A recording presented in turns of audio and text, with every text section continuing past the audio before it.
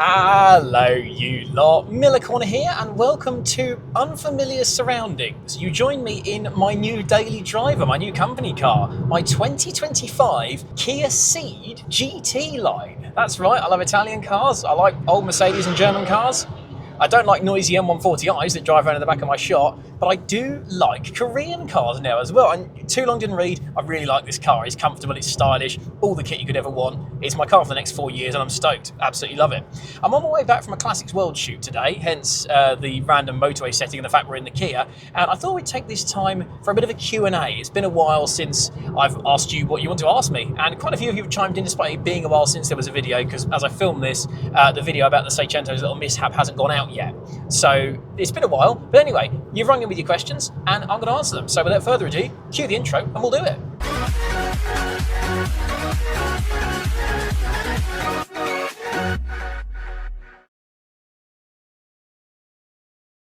Right, so we're starting with the Miller Corner Facebook page, which is an often forgotten element of the channel. Do go and follow me if you don't already. There are updates on there occasionally. And the first one is from Phil McCann. Can you give the reason why you love small cars and why you would continue to own them? And I think the biggest reason for that is their simplicity. It's that, as I've said before, they make the most out of having the least. So you still get huge fun, huge smiles on your face, like you'd get in an M3 or a 911 or something doing 120 miles an hour, but you get it at modest speeds. It's safer for you. It's more legal, so you get fewer points on your license, hopefully.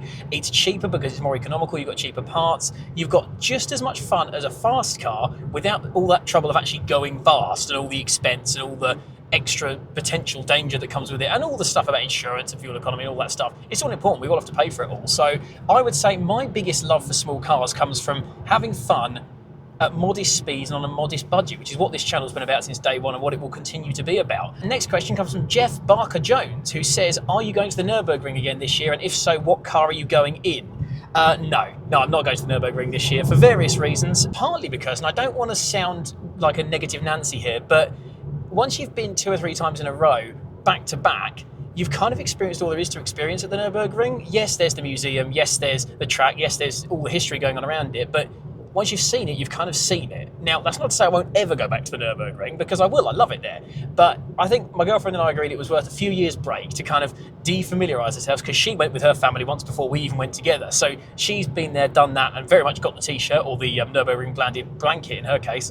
And we decided, let's give it a few years off, let's do something different. So we will go back to the Nurburg Ring, but not this year. And as for what car, who knows? Who knows what I own at the time? Next question comes from Gentle Gomez da Costa of Gentle's Garage. So Gentle, thank you for lending us your BMW E12 for the Classics World video.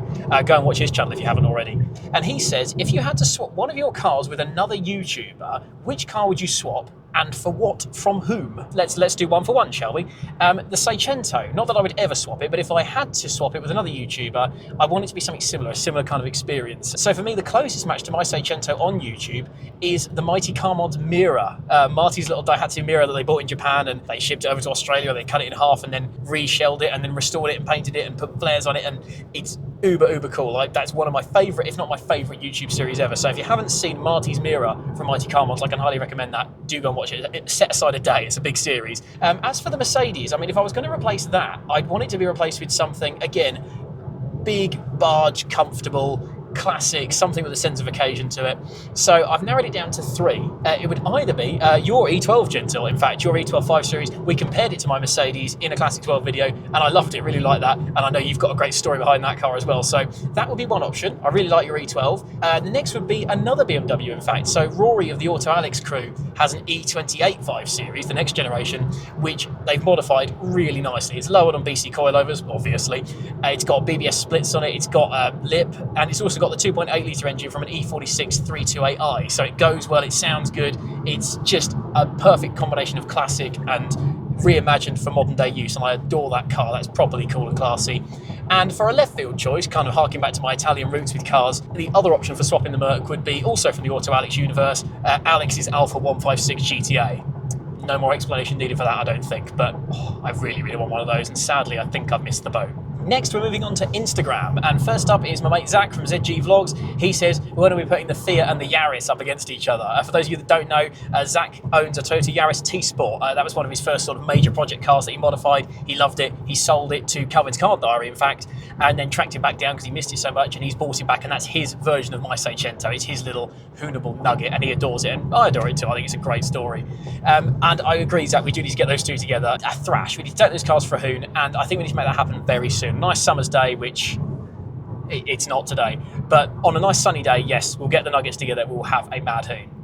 Next up, it comes from Joe Dawes Photo. So for those of you that don't know, Joe Dawes is the video man for Fast Car, which is the sister channel to Classics World that I work for, and he is their videographer, and he owns a lovely E38 BMW 7 Series, a 728i that we filmed and reviewed for Classics World. I think it's a lovely car, and he is slowly modifying it, and his question is connected to that because he says, what wheels should I put on my E38?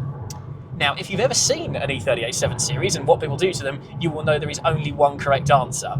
M parallels. You have to put M parallels on an E38, no questions asked. Best wheel for most BMWs of that era, but particularly E38s, and I think that would look the business, particularly because that car is dark green. Oh, that would look gorgeous. Go on his account and bully him into putting M parallels on it. Next question comes from Paul Inhot 1971. So Paul, as ever, thank you for watching. And he says, in so many words, what do I think about the motor industry's general push towards big, bloated SUVs and big 3 or 4 ton electric cars, and why is there less interest in small cars than there was? And sadly, I've thought about this a lot. I mean, Fifth Gear did a piece on where have all the small cars gone, and when you think about it, they are all gradually going away. The Fiesta's gone, the Clio's pretty much gone, the Corsa's gone, the 108 Igo C1 Trio, I don't think they exist anymore apart from the Igo X thing.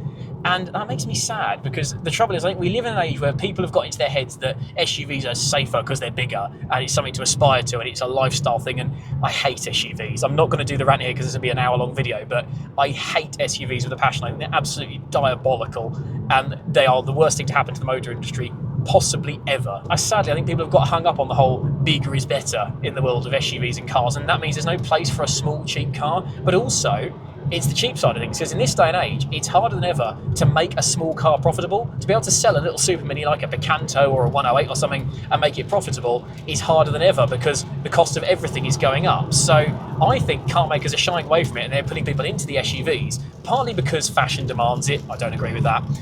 But also because there's more profit margin on a 40 or 50 grand SUV than there is on a 12 grand Picanto. Sad, but it is true. Just hold on to the old ones. Keep the small old nuggets going. Next question comes from Philippe Batista 97. Would I do a road trip and camping video with the Sichento? Do you know what? I've been thinking about this idea for 18 months or so, ever since I saw that All the Gear video where they camped in Jack's 924. And I've been thinking, maybe I'd do something like that myself. And I think the answer is yes. I would definitely do camping video in the Sichento because I think it'd be a bit of a laugh, particularly if you do it in the summer so you could have the windows down with the wind deflectors and so on. Where I would do it and how I would do it, I don't know. Why don't you let me know in the comments? Where should I do? What should I do? Where should I go camping in the Sichento? Finally, we're onto the YouTube community page, another woefully underutilised part of this channel, so do check it occasionally. There are posts on there. The first question is from Aurora Alpha 166. I like an Alpha 166, who's got 3 questions. So first up, what's my favourite car out of all the cars I've owned and driven? I'm going to limit this one to cars I've owned because cars I've driven, that's a whole video in itself. I mean, I've driven a Citroen DS, which is my dream car. I've driven a Talbot Sunbeam Lotus, which is one of the most fun cars. Cars I've owned, I mean, it depends what you class as favourite. I mean, the Sichento speaks for itself, really. That car's got such a massive story with me. I've held onto it for 10 years now. In October, I've had my Sichento, albeit over 2 body shells, for 10 years. So that surely speaks for itself, and I will never ever get rid of that car and I will love it forever. But also the Merc means a lot to me. That was kind of my achievable dream car and I love it, and that's a car that, all going well and finances in life, I'll never sell either. So I don't know. I genuinely don't know. What car would you choose for a road trip and why? That's a very open question, Aurora Alpha, because obviously that depends on a lot of things. Is it just me? Am I taking my girlfriend? Am I trying to take my family with me? How long is it for? You know, is it going to be a month, in which case something like a Caterham is pointless? Is it across the desert? Is it across America? Is it the Arctic? Is it a hot or a cold climate? What are the roads like? I don't feel like you can limit it to just one. the car that's coming to me at the top of my head, Mercedes 123 Estate, as a diesel, probably. That would be comfortable enough and refined enough and spacious enough to make any road trip easy, but also classic and interesting enough to make it memorable. Finally, if I was putting Top Gear or the Grand Tour together, who would I choose to present it and why? Now, this is an interesting one. First of all, to quell any rumours in the comments, no, I haven't been approached to do Top Gear or the Grand Tour, and I'm not sure I would if I was offered either of them, but that's a subject for another day. As for who I would cast, I think it's an interesting line to straddle, because I don't think just cast celebrities, even if they got an interesting cast, someone like LeBlanc or Flintoff or whoever, great though some of those guys were at doing Top Gear, I think you end up with them just being given the job because they're famous, and I don't agree with that personally, because Clarkson, Hammond and May weren't that famous before they got the Top Gear job, and I think they tried harder because they kind of had to make a name for themselves. So, but I don't think you should have nobodies either, because if it's just car enthusiasts that no one's heard of, no one's going to watch it, and you need a show to be watched to succeed. So personally, I would straddle the middle ground and go for sort of YouTubers, because I think you can get people with genuine car enthusiasm and you can get a diverse range of tastes on the table, but also people that are known. You know, they're not absolute nobodies. There will be a YouTube audience that will watch because they are off YouTube. Much like Moog off Mighty Car Mods presenting Top Gear Australia. I wouldn't have watched Top Gear Australia if he wasn't on it, but he was, so I did. Except that the show is never going to be a cult show and never going to be watched by everyone the world over again. And if it's going to be a car show, make it a car show. So maybe take the fifth gear approach, maybe put some former racing drivers in it or something. There have been talks behind the scenes, sort of jokingly, that myself, Steph from iDriver Classic, and Jeff from Classics World, between us, would make a really good Top Gear or similar, because I think you've got a wide range of tastes there. You've got Steph's fixation with all old things British, you've got Jeff's fixation with Fords and Minis, and you've got my pretty eclectic taste, to be fair. So I think you've got a wide range of ages and car taste and perspectives there. BBC or Amazon, if you want to get in touch and get Steph, Jeff and I to do it, comment below. Moving on to the next question, it comes from Tony Quick Pasta. Oh yes. He says, my dream motorcycle, money no object. I mean, I've talked about this in various ways before. I love the idea of a Ducati 999. I think they're absolutely stunning. Personally, I prefer the way they look to a 916 by far. I don't even really care what colour. Even in yellow, they're stunning. Actually, yellow is best colour. But yeah, 999. Jax4415, what's the best website to buy wheels for a Sichento? Oh, I've been asked this in various forms. It's a tough one, really, because there aren't many websites that deal in 4x98 wheels. My advice to you would be, look at what other people have put on forums and things, because there are plenty of interesting wheel choices out there. My Mini Lights, there's Compomotives, there's Alpha wheels and Lancia wheels and things like that. But also, a lot of 4x100 wheels will go on, particularly if they're a 13 or a 14. You might have to put wobble bolts on, but you might not, because there was a set of 4x100s I test fitted on my car once that would not go on for love nor money, and so I would have needed wobble bolts. But my spare Mini Lights, which are my winter wheels at the moment, are 4x100, and they went straight on. So who knows? Yeah, that's my answer to that, is 4x100s, and go where your taste takes you. Don't copy someone else, because the whole idea with those cars is they're unusual, so go for something unique. Sean Powell, who says, what happened to my Sichento? Because obviously I put the picture up of it at the side of the road. Well, that video's already come out by now, but for those of you that didn't know, no, I'm not going to spoil it. Go and watch that video. And the final question, as the sun comes out as we roll onto the A12 here, am I still interested in getting a Citroen DS?